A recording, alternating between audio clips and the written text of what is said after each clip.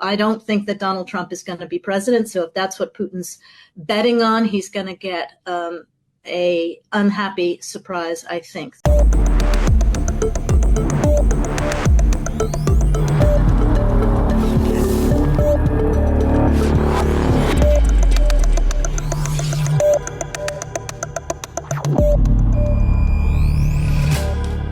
Juba üle kuu aja on möödas sellest, kui Donald Trumpi Pennsylvanias kampaaniaüritusel tulistati. Ja endiselt ei ole selge, mis sellel päeval täpselt juhtus. Pigem vastupidi. Küsimusi ja vastuolulist infot tuleb aina juurde. Ja ega kellelegi midagi ka ette heita ei ole, sest FBI pressiesindaja ütles kohe tulistamisele järgnenud päeval, et tuleb teostada pikk uurimine. Again, we're still working through the security apparatus that the Secret Service had in place. What potentially happened. There's going to be a long investigation into exactly what took place and how the individual was able to get access to the location, what type of weapon he had. All that it is really days, weeks and months of investigation. Ja materjali, mida uurida, või õigemini, mida tuleks uurida, jätkub. Iseasi on see, kas seda ka tehakse. Näiteks senaator Ron Johnson tõi välja, et mingil põhjusel ei osalenud salateenistuse esindajad 13. juuli hommikul toimunud kohalikul eriüksusele ja snaipritele mõeldud turvakoosolekul. Ning kohaliku politsei sõnul ei plaaninud salateenistus üritusele esialgu üldse snaipreid saatagi. Samuti kinnitasid kohalikud korrakaitsjad, et kampaaniaürituse ajal oli suhtlus isoleeritud ja neil puudus regulaarne raadioühendus otse salateenistusega. Mis aga kõige kummalisem, kohalik politsei teavitas salateenistus Crooksist jupp aega enne tulistamist. Ja nad said kinnituse, et agentuur on temast teadlik. You sent a letter to Attorney General Merrick Garland, Secretary Alejandro Mayorkas, and Director of the FBI, Christopher Wray, about this epic failure of security. Can you walk us through what you'd like to see and your preliminary findings of your investigation, which has now become bipartisan? Is that correct? Correct. I spoke with Chairman Blumenthal, the chairman of the Permanent Subcommittee Investigation. I'm the ranking member. He completely agrees with me that we must start doing transcribed interviews with all the witnesses now while memories are fresh. So that's really good news from my standpoint. My staff immediately started reaching out to local law enforcement. We've gathered a fair amount of information. Again, we're just scratching the surface. But a couple of things that we found out. For example, the Secret Service did not even attend the 9 o'clock security meeting with local law enforcement. Pretty well put in charge the Butler County law enforcement to coordinate things. Law enforcement wasn't even on the same channel. So that was just to be clear, Senator, that was a 9 a.m. meeting on July 13th, the day of the shooting. Correct. Secret Service had been there for site visits, weren't even there. Kind of turned over some of the outer perimeter stuff to local law enforcement. They weren't even on the same security channel. So the sniper and SWAT teams weren't on the same channel as the patrol officers, and they weren't on the same channel as Secret Service. So they had to relay things. One of the things we found out is that we've got a more detailed timeline. This picture is now on the internet, but a photo was taken by the local sniper team in the AGR building at 5:14 of Crooks. So again, we had pictures of this guy. Why wasn't he intercepted? Your officers are on patrol. They hear that there is a suspicious person on the rooftop. What did your officers do? So our officers in the area started to converge on the building. My understanding is they did a full perimeter walk of the building. Weren't able to see up on the roof. Two of the officers went to what appeared to be the lowest point from ground to roof. One of the officers actually boosted the second officer up high enough for him to grab hold of the roof. When he was able to pull his head up over the roof, he did in fact see an individual on the roof with a weapon. He saw the shooter? He did. And what did the shooter do? Turned towards him, had the barrel of his weapon pointed at the officer. At that point, the officer's hanging on to the side of the roof? Yes. Unable to pull a gun out? Unable to defend himself? Unable to reach his radio? Any of that, yeah. Strictly defensive movement for him to lower his head, duck, lost his own grip, right? Fell approximately 8 feet to the ground. That's a steep drop. It's a good drop, yes. Did he get hurt? He did. In that moment, did they realize there's a threat right now to the former president? They did. So both the boosting officer and the officer that fell were both on the radio, indicating that there was an individual on the roof that did in fact have a weapon. Who did they radio? So there was a blanket tactical channel being Everyone used. heard it. Everyone that was on that tactical channel heard it, yes. How much time between that radio communication and the gun being fired at the former president? That I don't have that information. Kui selline teavitus tuli mitmeid minuteid enne tulistamist, siis on ilmselge küsimus, miks lasi turvateenistus Trumpil edasi rääkida ja miks teda lavalt minema ei toimetatud. Ka Newsweek kirjutas, et kohaliku korrakaitseametniku sõnul olid hoonesse, mille katuselt 20-aastane Thomas Matthew Crooks endist presidenti tulistas, paigutatud 3 snaiprit. Teadaolevalt nägi üks hoones asunud snaipritest Crooksi väljas hoone katusele vaatamas ja peale seda lahkumas. Hiljem tuli Crooks hoone lähedale tagasi, istus maha ja vaatas oma telefoni. CBS Newsi andmetel tegi snaiper kahtlustatavast ka foto, kui mees oli tagasi tulnud. Ka Washington Post märkis, et sündmuse videost on näha, kuidas kohalviibijad püüdsid politseinikke hoiatada lähedal asuva hoone katusel olevast kahtlasest isikust ligi 1,5 minutit enne tulistamist. Samuti tegid kahtlasest isikust pilti ja teavitasid temast kohalikud päästeteenistuse liikmed. Nad pildistasid teda kell 17.45 ja tulistamine leidis aset 18.10. Veelgi enam, nüüdseks on New York Posti käsutuses olevatest tekstisõnumitest selgunud, et Thomas Matthew Crooks, kes kauguse mõõtjaga lava jälgis, tuvastati kui võimalik oht vähemalt 90 minutit enne seda, kui ta üritas Donald Trumpi tappa. Niisiis info kahtlasest isikust hakkas liikuma tervelt 90 minutit enne Trumpi tulistamist. Ja maailma ühe võimsama riigi salateenistus ei suutnud selle ärahoidmiseks mitte midagi teha. 30 seconds, if it's communicated directly to a counter sniper team, would that be enough time to react prior to the firing of those shots? Senator, if we'd had that information, they would have been able to address it more quickly. It appears that that information was stuck or siloed in that state and local channel. Isegi ühelt Trumpi selja tagant tehtud videolt on üsna selgesti näha, kuidas Crooks 3 minutit enne tulistamist eemal oleva hoone katusel kõnnib. Kuid samas Trumpi selja taga oleva hoone katusel olevad salateenistuse snaiprid, kes olid videosalvestanud isikust palju kõrgemal, ei näinud Crooksi või vähemalt ei reageerinud tema kahtlasele tegevusele. Aga see ei ole veel kõik. Tuleb välja, et salateenistusel oli oma ruumi aknast suurepärane vaade katusele, millel Crooks pikka aega ukerdas, Trumpi sihtis ja tulistas. Ja kogu selle aja vältel ei suutnud salateenistuse agendid mitte midagi teha. Kõlab väga kahtlaselt.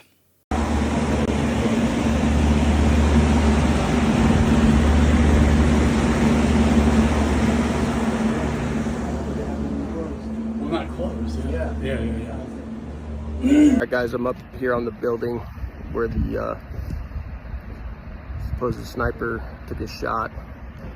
It's not that steep at all. Just had a 70-year-old man back here climb up on the roof easily. See that water tower behind me? Had Secret Service or anybody had sniper teams up there, this guy wouldn't have made it 5 feet up this roof. He would have been taken out. Behind me, you see the windows that Secret Service was supposedly in the second floor of this building behind. Makes you wonder why they weren't able to quickly dispatch the individual. And then behind me, back over here where those red roofs are, that's where the stage was set up. That's where the president was giving his speech from. Küllaltki hea ülevaade Trumpi kampaaniaürituse asukohast oli aga ka Crooksil endal, sest ta lendas paar tundi enne president Trumpi esinemist sealt korduvalt drooniga üle. Samas on senaator Josh Hawley teada andnud, et vilepuhuja andmetel keeldus salateenistus kohalike politseijõudude pakkumisest kasutada üritusel turvalisuse tagamiseks droone. We learned today that the Secret Service was offered a drone, but turned it down. And they never even caught Crooks' drone because they had problems with their internet. You had a drone system, but you had bandwidth problems. The bandwidth apparently was adequate for the shooter's drone, but not for the Secret Service. Can you explain that? I have no explanation for it, sir. People fly drones all the time on the peripheries of our sites. And we go out and we talk to them and we ascertain what their intentions are. On this day in particular, because of the connectivity challenge, as you noted, there was a delay and he flew his drone at 3:51 approximately. You can buy a local hotspot from T-Mobile for $20. And not only that, the Biden-Harris administration spent $40 billion to wire rural America with internet. And the Secret Service doesn't have Wi-Fi in Pennsylvania? Kohaliku politsei eriüksuse liikmete sõnul ei kohtunud ega suhelnud nad enne Trumpi kampaaniaüritust salateenistusega, mis on täiesti ebatavaline. We were supposed to get a face-to-face briefing with the Secret Service snipers whenever they arrived, and that never happened. So I think that was probably a pivotal point where I started thinking things were wrong because that never happened, and we had no communication with the Secret Service. You had no communication with the Secret Service at all on that Saturday? Not until after the shooting. And by then? It was too late. Lisaks veel sellised koomilised väited hiljem tagasi astunud USA salateenistuse direktor Kimberly Cheateli poolt, kes väitis, et katust, millelt Crooks tulistas, ei olnud võimalik mehitada, sest see oli kalde all või seal oli liiga palav. Should that roof have been secure, period? That building in particular has a sloped roof at its highest point. And so, there's a safety factor that would be considered there, that we wouldn't want to put somebody up on a sloped roof. And so, the decision was made to secure the building from inside. Were explicit instructions provided to cover the roof of the AGR building and locals just not follow it, or were those explicit instructions not provided? It's my understanding what was communicated is that the locals had a plan and that they had been there before. We are looking at this, and they should have been on that roof, and the fact that they were in the building is something that I'm still trying to understand. The Secret Service set the perimeter, established communications, didn't fly a drone, didn't put a counter sniper on the roof, and never even showed up to brief the locals. The local SWAT commander said Secret Service never told them to man that roof. The accusation that somehow we were told that to be on the roof line, for instance, and that it was too hot. That's ridiculous. Our snipers are prepared to operate in Western Pennsylvania from anywhere from 10 degrees below zero to 90 degrees. They were prepared to be wherever they were told by Secret Service that day. Why did the Secret Service not want that roof covered? Why?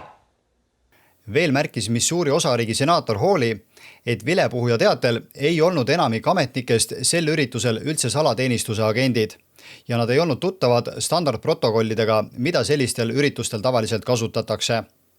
See võib selgitada ka nende nõndanimetatud agentide kummalist käitumist.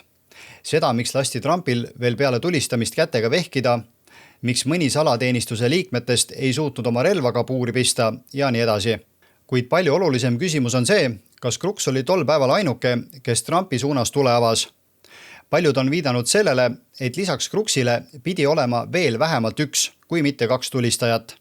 Ning seda on üritusel tehtud audiosalvestusi analüüsides üpris lihtne selgeks teha. I'm coming to you today with rock-solid audio proof that there were at least two shooters shooting at Trump and the crowd, and therefore the official story of a lone gunman is complete bunk. So let's reorient ourselves with the scene again. Let me get my drawing tool out, or my pointing tool. Okay, so first up, they tell us that the shooter was here. This is very accurately located on the roof off of the drain pipe, as we covered before. I'll show you that one more time. I just want to make sure we're all sharing the same orientation, because this is important, right? And we have two victims here, comparator who died, another guy who's very severely injured. He has life-altering injuries. And then another gentleman back here in the upper right part of the stand. I'm going to show you all this evidence, okay? So first up, we need to know where all the shots went, right? And I'm going to show you that the first three shots came from a very different weapon in a different location than the next string of shots that came out. It's either 5 or 6, depending on how you count. But you decide, listen, it couldn't be more clear how different they are. This is the picture from on the roof of, Crooks lying here dead. There's a little blood trailing down back here, but this allows us to locate him on the roof very, very accurately because of this raised seam metal roof. And now the story is that there's actually, you can't see it in this photo, but there's a 5-foot ladder here.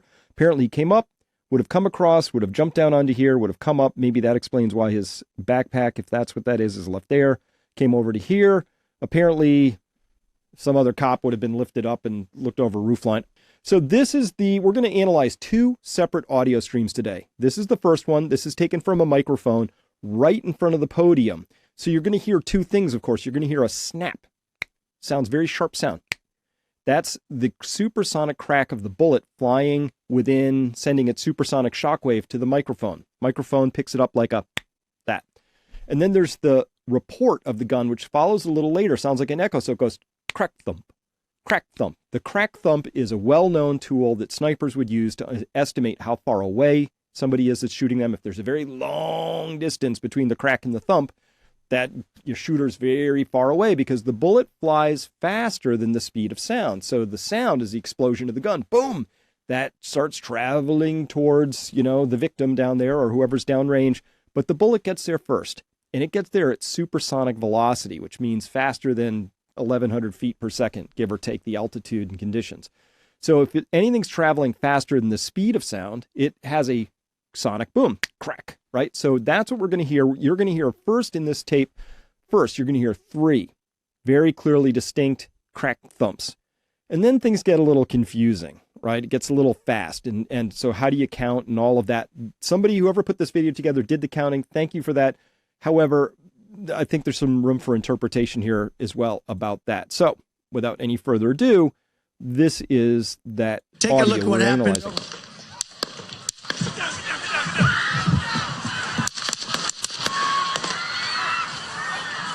Wait. Hang on. You're going to hear one more.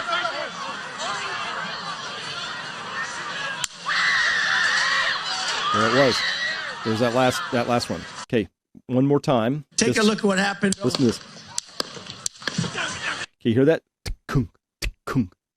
That's 1, 2, 3. Okay. And then hard to unravel what's happening there because we have echoes. We've got them overstacking each other. So there's 2 supersonic cracks that come in, and later the thumps of the gun come in, the crack thumps. So it gets a little tricky to unravel. So let's do that and go there. Okay. First up, I want a big shout out to Mike Adams at Health Ranger. He was out with this within minutes for those first 3 shots. Clued me in to the idea that we really did need to take a look at the other one. So way to go, Mike. Thank you for picking that up and doing that. All right. This is the audio file. I pulled it into a program called Audacity, right, off of that video. And I find on here 9 separate shots, okay? So I find 3, then a grouping of 5, and then one last one out there. Number 9, I think, this is the sniper shot that would have, I think, looks like it took out Crooks just above the left eyebrow. If you want to go look at those, or, the gross pictures, right? Obviously, he's all bloody and dead.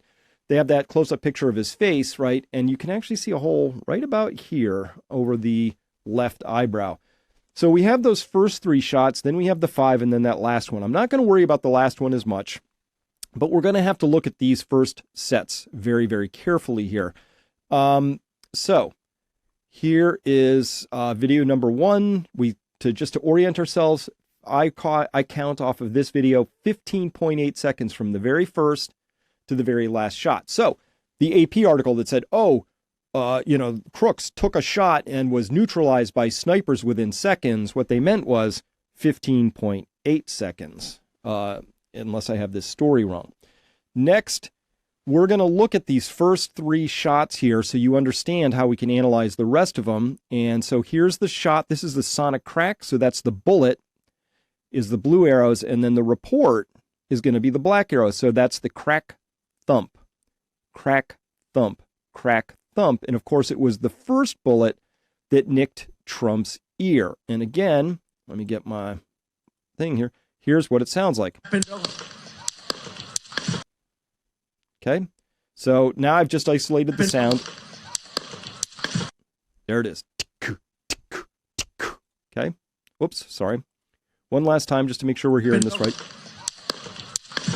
There's 0.22 seconds between the crack and the thump, and knowing a little bit about the type of the bullet that was used and the caliber of it and the air conditions and things like that, you can estimate the distance of the shooter and how far away the shooter was. So that 0.22 second gap between the crack and the thump is very important because it helps us identify that a gun is being shot from that distance. If there were any other lengths, like if we saw a crack thump, crack thump, we would clearly see that that was 2 separate weapons because assuming the first and the last crack thumps were the same distance apart. So If there's any variation between the crack and the thump, that's when you say, oh, that's a different weapon. So that's one way. The other way is just the tenor, just the sound of the weapon. Does it sound different? Okay, so the audio from video 1, when we look at it here, the first 3 shots we can make complete sense of. Tkunk, tkunk, tkunk. Okay, fine. Then there's a 4th shot that arrives, and it does so with the bullet in a report at 0.212 seconds, close enough for government work here, or rough analysis. Here's another bullet and a report, so that's the snap, crack. There's echoes. We see there's echoes, so the bullet makes a kick, and then the sound is echoing, probably off of one of the buildings. We have a lot of flat surfaces back there. So the microphone is here, supersonic crack, and that crack makes it to the microphone, and then it echoes off of something. And so we see the crack and an echo. We could probably very, very accurately estimate how far away that flat surface is off of that echo. And then you get the report itself.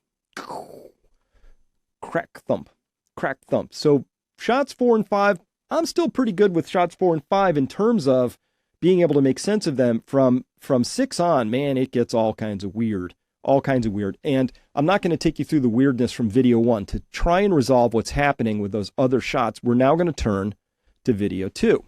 This really clarifies everything and makes the entire case. So we'll listen to it up through the shots, which is about 20 seconds of tape. Yeah, I won't take you through all the screaming and everything. And by the way, not for nothing, but screaming, I don't understand people who just start screaming and then just don't stop in an event like this. So listen past this. It's a little, there's a lot of screaming going on, but you can clearly hear shots 1, 2, and 3, and then you can hear the other string of shots come out. We're going to analyze it. I'll break it down. We'll take a look at it. However, I do want to pre-stage this a little bit, and for yourself, decide for yourself, does 1, 2, and 3, do they sound the same at all compared to the other ones that you hear? Okay, and remember, we already have the analysis from audio experts elsewhere saying there's a difference between weapon A and weapon B. And I can show you that the rounds fired from weapon B were also aimed at the stage. Okay, so this is important. 2 weapons, one fires a string of 3, another fires a string of 5 or 6, depending on how we count, and off they go. And they were also out hitting the crowd and headed towards Trump. Okay, this is important because now we do not have a lone gunman anymore. Okay, so listen up. Here we go.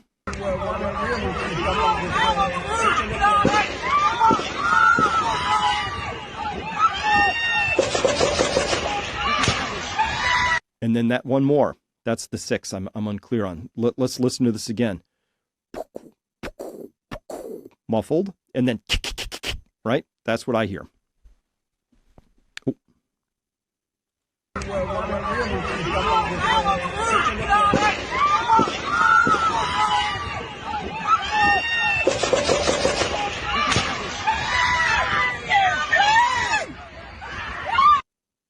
And a lot of screaming. Okay, so let's analyze this now. Let's go into this with a little bit more depth. So video 2, the way I score it, there's about 16.0 seconds from first to last shot, so very consistent with what we're experiencing on the first audio, so that's nice. They kind of line up pretty well. And here's the whole audio from all that screaming and the shots from video 2. We have in blue the first 3 shots here. We have more shots here from a second weapon. I'm not sure about this one. It has a very different sound, that we heard. And here's the final last shot, which I believe is from, oops, sorry, don't have my thing. You don't know what I'm pointing at. This is the 5 that make a very distinct sound. Here's one with a very different crack in it. That's the 6th shot in the string. And then here we have the final last one, which I think is the sniper weapon, which is probably the one that put the bullet just over the left eye of Crooks on the roof. So we're going to take a closer look at the blue, the red, the blacks here and listen to these things. But once again, let's just listen very carefully, and we'll go back and forth until you're certain of this yourself. Here's just the first 3 shots from that video. I haven't done anything, no audio. I haven't done any enhancements. This is both of these video audio pieces are exactly pulled straight from the video itself. Nothing else. I haven't boosted any. I haven't done any filtering. Raw files. Okay. So, and by the way, every instinct in me was to try and minimize all the screaming, but I was like, nope. That just add, like, what did you do? And then there's questions. These are raw files. Here's 1, 2, and 3 to start. Okay, listen to that again. And one more time. Okay, now let's listen to the next string. Ooh. Yeah. Hear that? So 6 sounds different to me, but here's an interesting thing. 1, 2, and 3, besides being muffled and further away, it doesn't have echoes. So this here is a shot. This is an echo.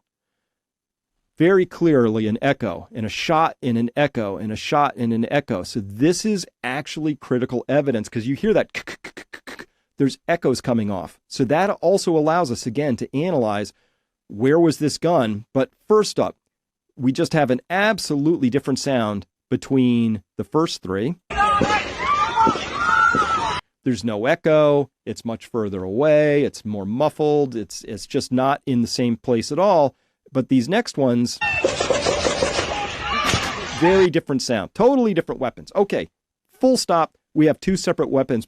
Plus, we have no echoes coming off of the first 3, and then we do have echoes coming off of the next set.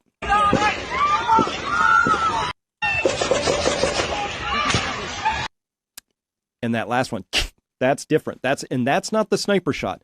The sniper shot is another 10 seconds later. So I don't know what number 6 is here, but we're just going to bookmark it for now and go on. So audio analysis conducted by Nick tells us that if those next string of shots, those 1, 2, 3, 4, 5, are coming from shooter, who we're going to call shooter 2, because shooter 1 is sending off those muffled ones. Shooter 2 is very consistent. If somebody was on the roof firing something with a 223 round, those, and here's where audio 2 is recorded from. That we've isolated exactly where the person was standing. They were walking, so there's a little movement, but they were basically right here. The echoes we have is perfectly consistent with conditions, atmospheric conditions of the day, to have bounced off of this building, because that's what you need for an echo. You need a hard, flat surface to echo off of. So that's what we got. We have an echo that perfectly lines up with somebody being up there in shooter number 2 position. Now, here's where it gets a little weirder. So what I've done, and this is, I've taken the first timeline. This is the video number 1's audio, and I've lined it up with video number 2's audio. And for the most part, we're in pretty darn good shape, right? Here you can see, so this is the supersonic crack. So that's the crack of the bullet arriving. And I've lined that up with what I did. I just shifted the timelines to line up with, this is the report of the gun. So the 1, 2, 3, 4, 5 gun plus a 6, right? 1, 2, 3, 4, 5, 6. I've lined up that first blast of the gun with the arrival of the bullet so that it should be consistent, because if you have the explosion, the arrival of it downstream, they ought to line up, right? The timings ought to be the same. So sure enough, shot 1, no problemo, lines up perfectly. This is an echo up top there. Here's the echo down here for shot 1. The top bullet is echoing off of whatever it's echoing up there near the stage. And this is echoing probably off of that building surface we just showed you. So shot 1, 100%, we're good to go. Shot 2, same thing, lines up perfectly. It's got an echo right here. That's that little peak right there. And it's got an echo up top. Everything lines up. Shot 3, though, remember, this is 1, 2, 3, 4, 5. 1, 2, 3, 4, 5, 6. This one doesn't line up. This one is actually, this shot happens about 0.03 seconds earlier. There's not alignment. It should be right under this peak, but it's not, which means the shot happened 0.03 seconds. It took 0.03 seconds longer for that bullet to get downstream, right, to the microphone in front of the Trump platform there. What does that mean? Well, that means that it's somewhere between, depending on the caliber and, maybe the caliber. I don't have any bullets here. I can't guarantee anything. Depending on a lot of things, the muzzle velocity of whatever this projectile was, and things like that. That 0.03 seconds, assuming it's 2,600 feet per second, that's how fast this thing's traveling. Could be 2,500, could be 3,000. I don't know what they're using, so you have to make some guesses. But it's further away. This implies the possibility that shots 1 and 2, those are fired by Crooks, but somebody about 78 to 100 feet further away took shot 3. Then shots 4 and 5 line up again perfectly, but shot 6, hey, that's off the mark again by the same amount. And, there's not quite the echoes that are happening off of shot 3. We don't see the same. There should be an echo right here. There should be an echo right here. We don't see that, not like these big echoes. So there's a chance here. I'm making a chance that there's a possibility of there were 2 weapons being fired that are different from the first one. 1, 2, 3 are from weapon 1. Weapon 2 for sure is in a different spot, but there's a possibility because of those times of weapon 3.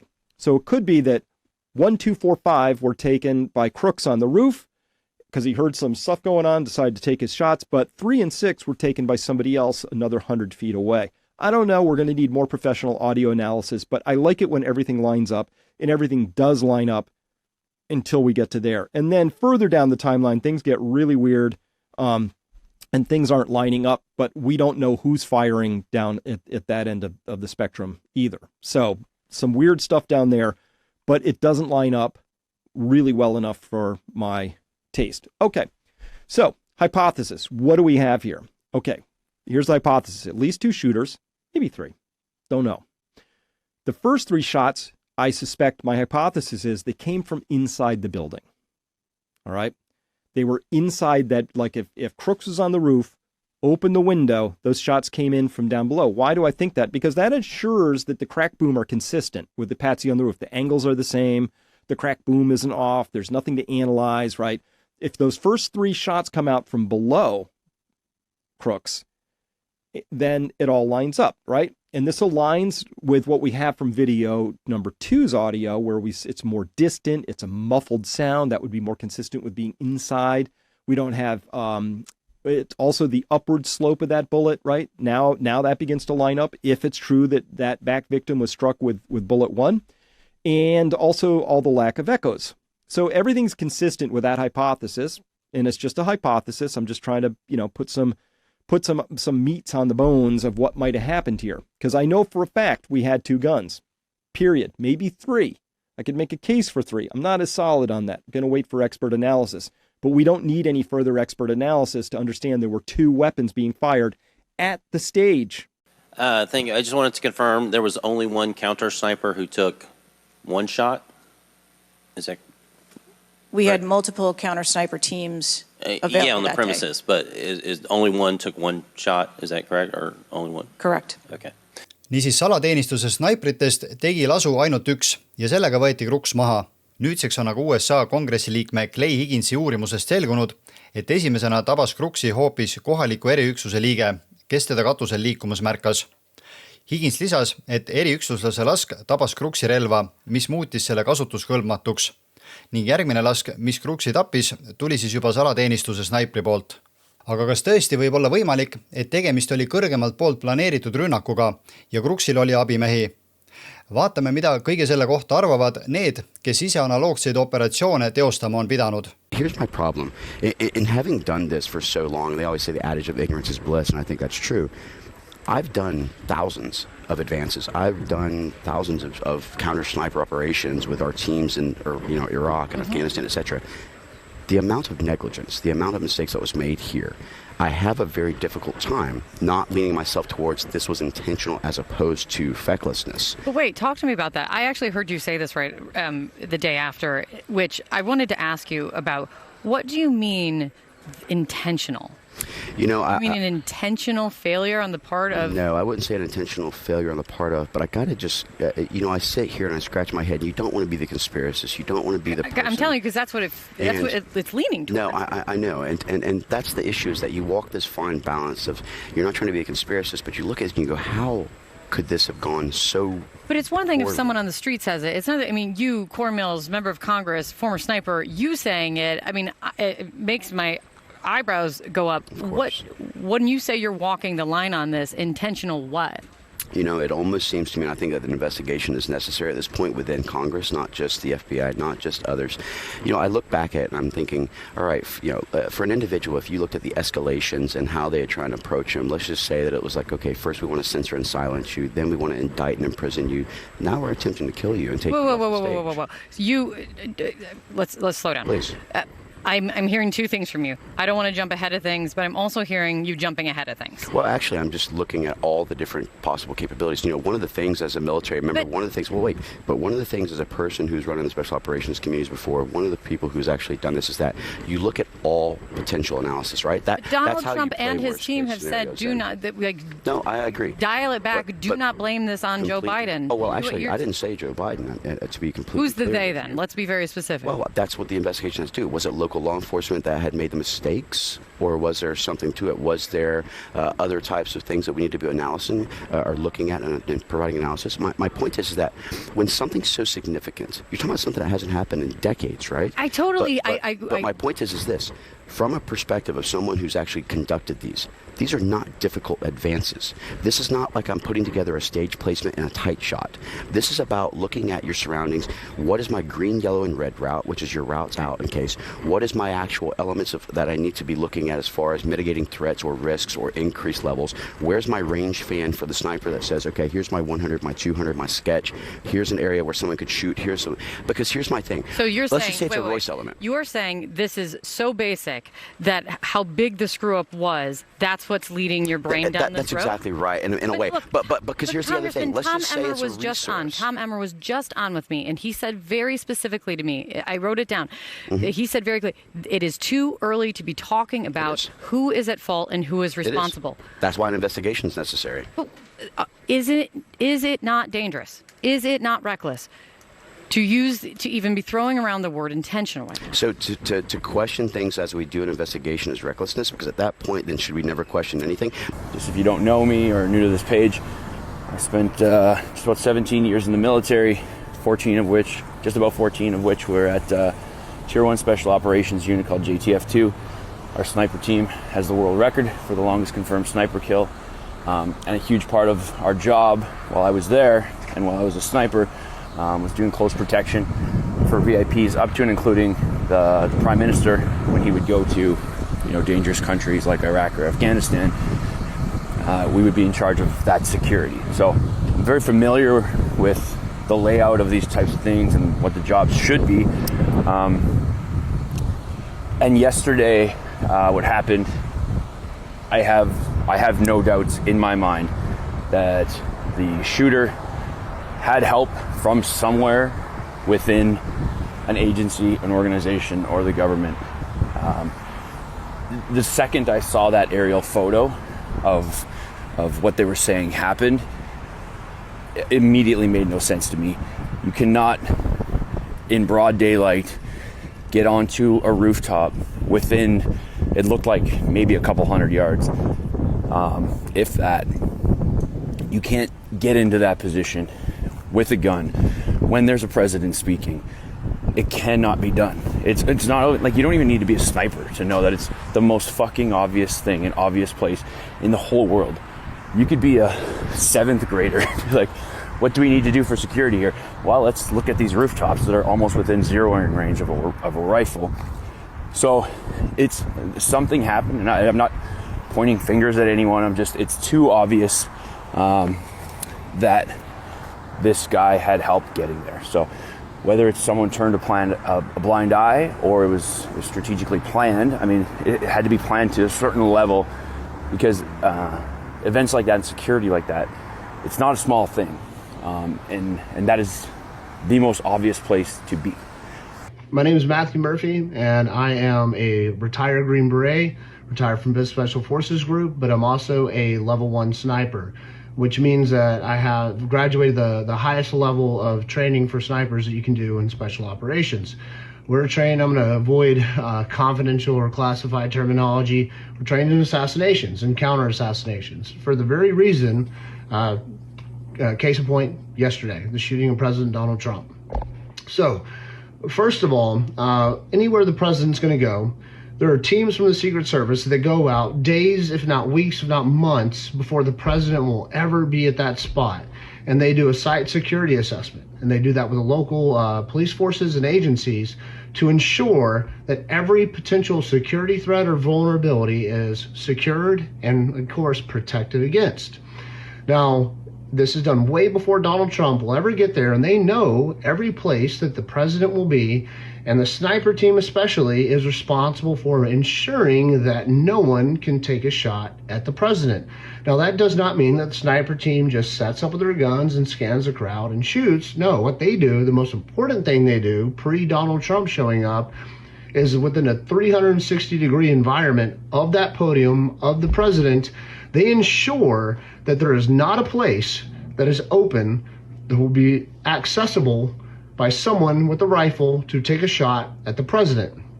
So they make sure those places are barricaded off, inaccessible, and heavily guarded, so there is no way you are going to get to the place where you could even shoot the president with a rifle before the president shows up.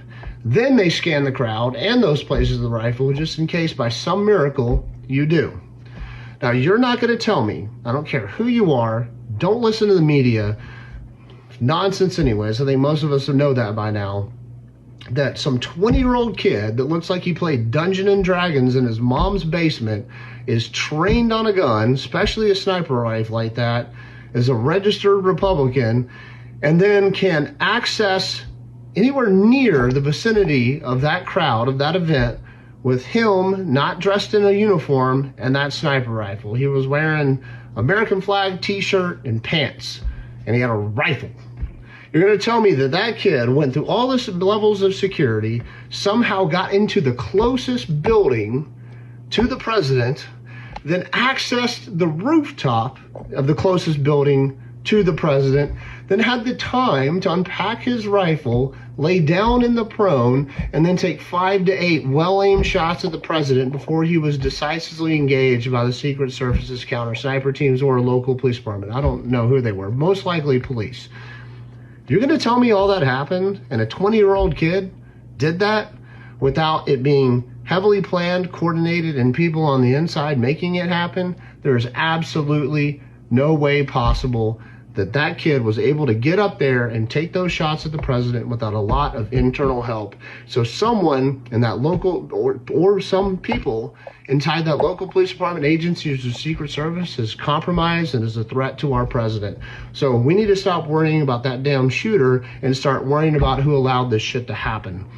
Kui tegemist oli süvariigi operatsiooniga Trump kõrvaldada, siis on selge, et Crooks oli tavaline patuoinas, kellel lasti sinna katusele ronida ja vajalikud paugud ära teha.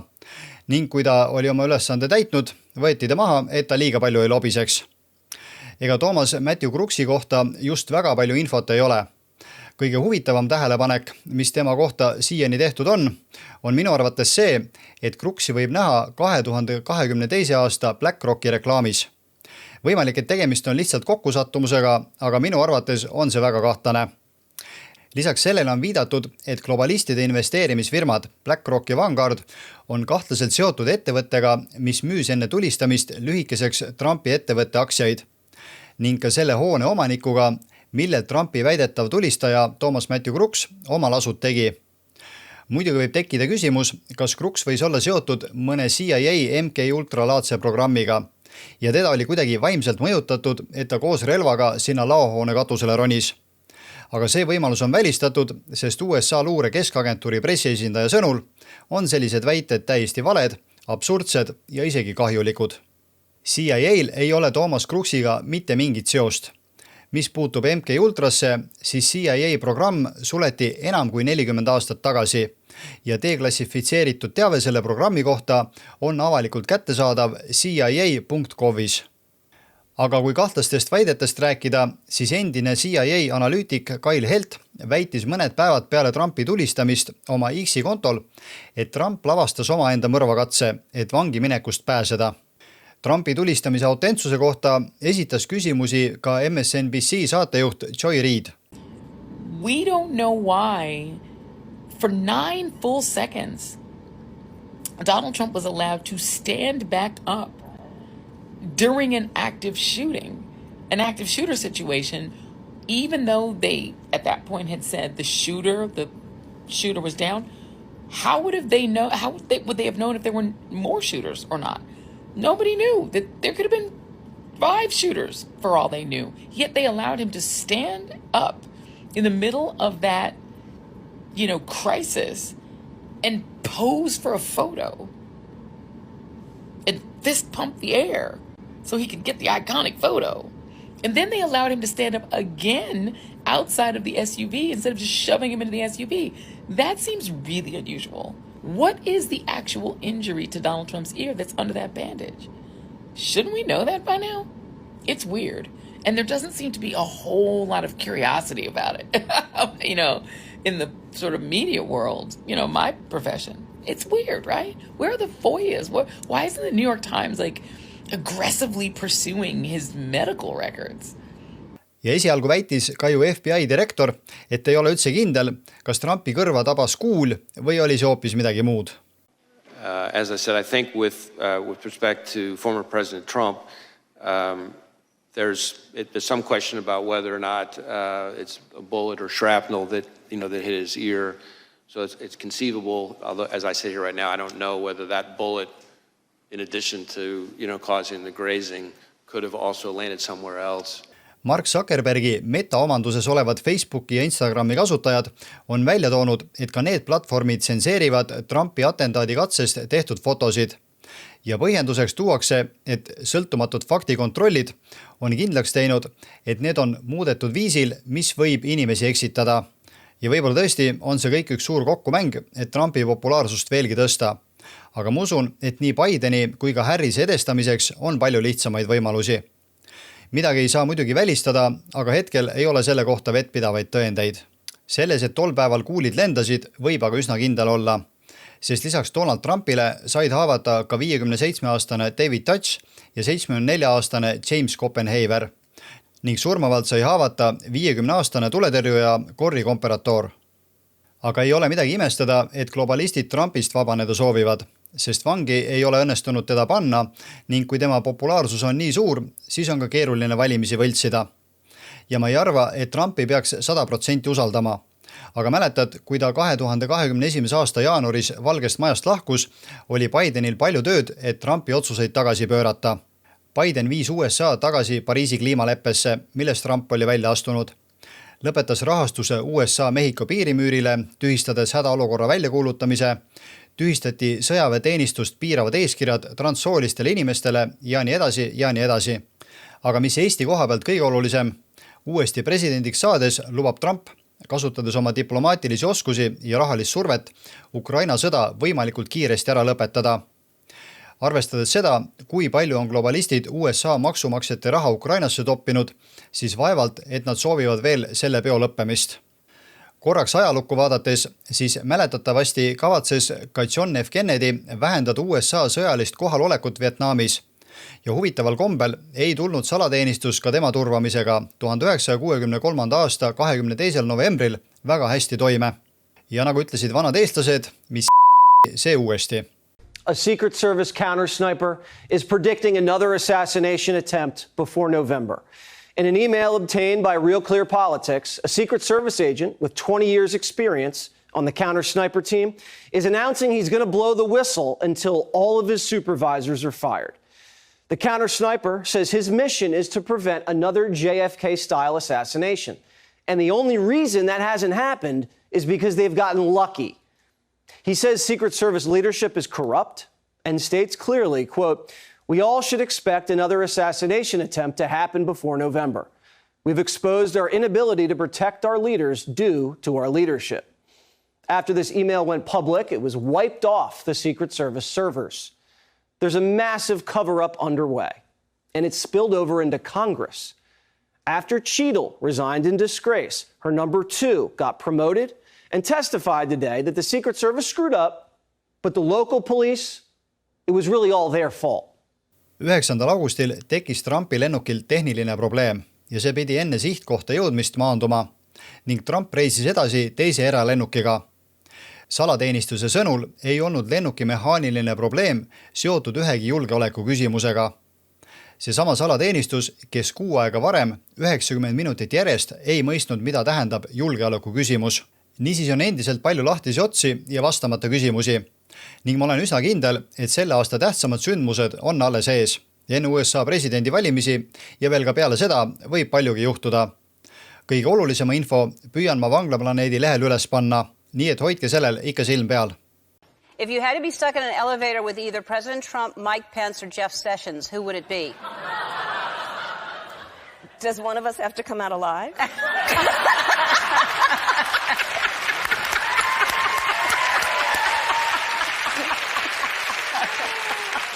Kogu eelnev info jõudis teieni tänu inimestele, kes on Vanglaplaneedi portaali tegevust toetanud. Kui soovite samuti info levitamisele kaasa aidata, siis selleks on mitmeid võimalusi.